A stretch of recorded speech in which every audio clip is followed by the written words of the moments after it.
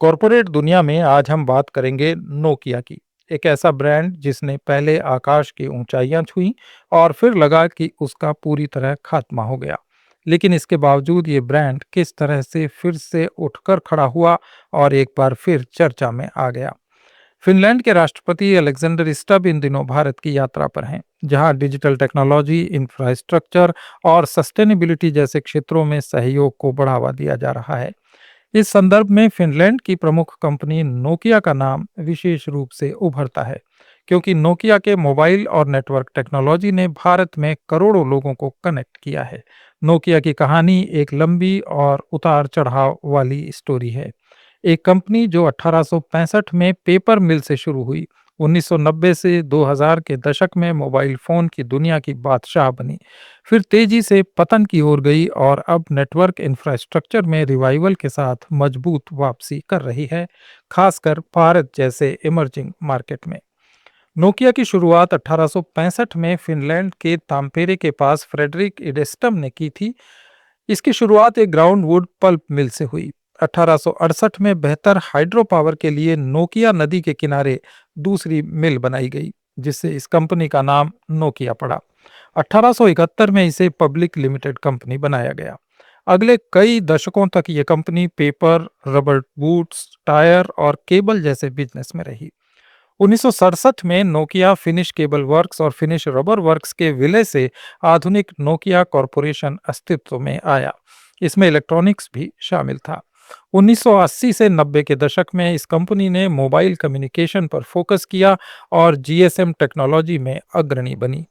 1990 के दशक में नोकिया का उत्थान शुरू हुआ।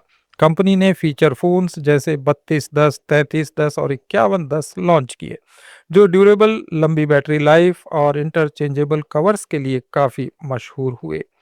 साल 2000 के दशक की शुरुआत में Nokia global mobile phone market की लीडर बन गई। 2007 में इस कंपनी का ग्लोबल मार्केट शेयर अपने पीक पर था, जहां स्मार्टफोन सेगमेंट में 49.4% और ओवरऑल मोबाइल फोन्स में ये करीब 40% था। उस साल नोकिया ने 437 मिलियन से ज़्यादा हैंडसेट बेचे। इस कंपनी का बिजनेस मॉडल हार्डवेयर पर फोकस्ड था। किफ़ायती रग्ड फोन्स, मजबूत सप्लाई चेन और व्यापक डिस्ट्रीब्यूशन। नोकिया ने सिम्बियन ओएस का इस्तेमाल किया, जो उस समय प्रमुख प्लेटफॉर्म था।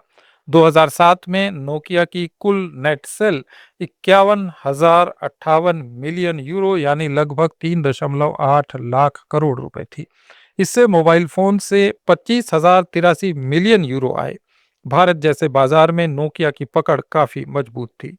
2007 में भारत से 3,684 मिलियन यूरो यानी लगभग 27,000 करोड़ रुपए की सेल्स हुई। भारत में Nokia phone connecting people tagline के साथ हर क्लास में पॉपुलर थे, खासकर ग्रामीण इलाकों में जहां ड्यूरेबिलिटी काफी मायने रखती है। इस समय में नोकिया का बिजनेस मॉडल वर्टिकली इंटीग्रेटेड था। डिजाइन, मैन्युफैक्चरिंग, सॉफ्टवेयर और मार्केटिंग सब कुछ इन हाउस। कंपनी ने इनोवेशन पर भारी इन्वेस्टमेंट किया, जैसे पहला इंटीग्रेटेड कैमरा फोन और MP3 प्लेयर। लेकिन इसी सफलता ने कंपनी को कॉम्प्लेसेंट बना दिया। 2007 में एप्पल ने आईफोन लॉन्च किया, जो टच स्क्रीन, ऐप इकोसिस्टम और इंटरनेट एक्सपीरियंस पर फोकस था। 2008 में गूगल का एंड्रॉयड आया, जो ओपन सोर्स था और कई मैन्युफैक्चरर्स को इसने आकर्षित किया। नोकिया ने इन बदलावों को शुरुआत में कम आंका। सिम्बियन ओएस पुराना पड़ गया, ये टच के लिए ऑप्टिमाइज नहीं था। ऐप डेवलपमेंट मुश्किल था और यूजर इंटरफेस आउटडेटेड लगने लगा। कंपनी ने 2011 में माइक्रोसॉफ्ट के साथ पार्टनरशिप की और विंडोज फोन को अपनाया, लेकिन तब तक काफी देर हो चुकी थी। पतन होने लगा था। 2007 के 49.4 स्मार्टफोन मार्केट शेयर से 2010 में ये घटकर 27.6% रह गया। 2011 में स्मार्टफोन शेयर 34.2% से गिरा। 2013 तक स्मार्टफोन मार्केट शेयर 3% से नीचे आ गया और कुल मोबाइल मार्केट में भी गिरावट आई। नोकिया की सेल्स में भारी कमी देखी गई। 2013 में मोबाइल डिवाइसेस बिजनेस घाटे में चला गया। इसके बाद नोकिया ने हजारों जॉब्स काटे और R&D में कटौती की। आखिरकार 2013-14 में नोकिया ने अपना मोबाइल फोन बिजनेस माइक्रोसॉफ्ट को 5.44 बिलियन यूरो यानी लगभग 40,000 करोड़ रुपए में बेच दिया। ये नोकिया के लिए एक बहुत बड़ा झटका था क्योंकि कंपनी की पहचान ही मोबाइल फोन से थी। भारत में भी नोकिया का मार्केट शेयर तेजी से घटा। एंड्रॉयड और सैमसंग जैसे ब्रांड्स ने किफायती स्मार्टफोन से बाजार छीन लिया, लेकिन नोकिया ने हार नहीं मानी। मोबाइल बिजनेस बेचने के बाद कंपनी ने नेटवर्क इंफ्रास्ट्रक्चर, 5G और टेलीकॉम इक्विपमेंट पर फोकस किया। 2016 में अल्काटेल ल्यूसेंट का अधिग्रहण किया, जिससे ये कंपनी ग्लोबल टेलीकॉम नेटवर्क्स में मजबूत हो गई। इसके साथ ही नोकिया के रिवाइवल का दौर शुरू हुआ। कंपनियां अब नोकिया बेल लैब्स के साथ इनोवेशन पर जोर दे रही है, जैसे 5G, 6G, AI native networks और क्लाउड सर्विसेज। पिछले साल इस कंपनी की कुल नेट सेल्स 19,889 मिलियन यूरो यानी लगभग 1.8 लाख करोड़ रुपए थी। इसमें comparable operating profit 2 billion euro यानी लगभग 18,000 करोड़ रुपए था।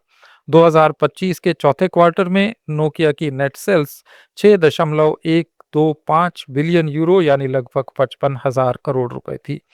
ये कंपनी अब mobile networks, cloud and network services और नेटवर्क इंफ्रास्ट्रक्चर पर फोकस कर रही है। भारत के संदर्भ में नोकिया का रिवाइवल काफी महत्वपूर्ण है। भारत दुनिया का दूसरा सबसे बड़ा टेलीकॉम मार्केट है, जहां 5G रोल आउट काफी तेजी पर है।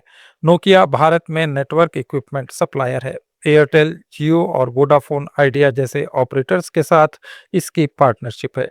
कंपनी का भारत में मजबूत बेस और प्रेजेंस है। Nokia solutions and networks India private limited की पिछले साल का रेवेन्यू 24,400 करोड़ रुपए था। हालांकि 2025 में भारत से नेट सेल्स में 15% की गिरावट आई, जो लगभग 4,325 करोड़ रुपए थी। लेकिन कंपनी 5G और फ्यूचर 6G में इन्वेस्ट कर रही है। भारत में नोकिया की फैसिलिटीज और R&D सेंटर्स हैं, जो लोकल मैन्युफैक्चरिंग और इनोवेशन को बढ़ावा देते हैं। हाल के Finland India top level visits में नोकिया का जिक्र बार बार आया है, क्योंकि भारत और फिनलैंड दोनों ही देश डिजिटल और सस्टेनेबल टेक्नोलॉजी में सहयोग बढ़ा रहे हैं। नोकिया की कहानी बिजनेस लेसन से भरी है। सफलता में कॉम्प्लेसेंट न होना, मार्केट शिफ्ट्स को जल्दी पहचानना और अडॉप्ट करना जरूरी है। नोकिया ने मोबाइल से नेटवर्क्स में शिफ्ट करके खुद को रिलेवेंट बनाए रखा। आज नोकिया भारत में 5G इंफ्रास्ट्रक्चर का एक महत्वपूर्ण सहयोगी है और फिनलैंड इंडिया पार्टनरशिप के साथ इसके और मजबूत होने की उम्मीद है।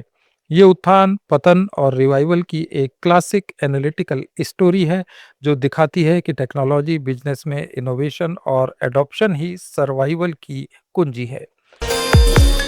कॉर्पोरेट दुनिया में आज इतना ही। कॉर्पोरेट सब्जेक्ट्स पर हमारे इस डेली ऑडियो वीडियो शो को रोज देखने के लिए फॉलो करें लेट्स माइक चैनल को। इसे रेडियो पर सुनने के लिए आप लेट्स माइक ऐप भी डाउनलोड कर सकते हैं। जुड़े रहिए लेट्स माइक के साथ।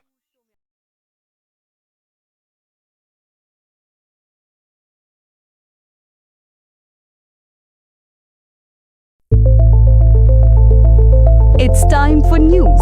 It's time for more than radio. Presenting the first radio news app, Let's Mike. Let's Mike, a news-based app on your phone where you get to watch and listen news, talk shows, interviews, radio show podcasts. On Let's Mike, you get all relevant information of TV, print, radio, podcast, and digital. Let's Mike talks about every segment of life.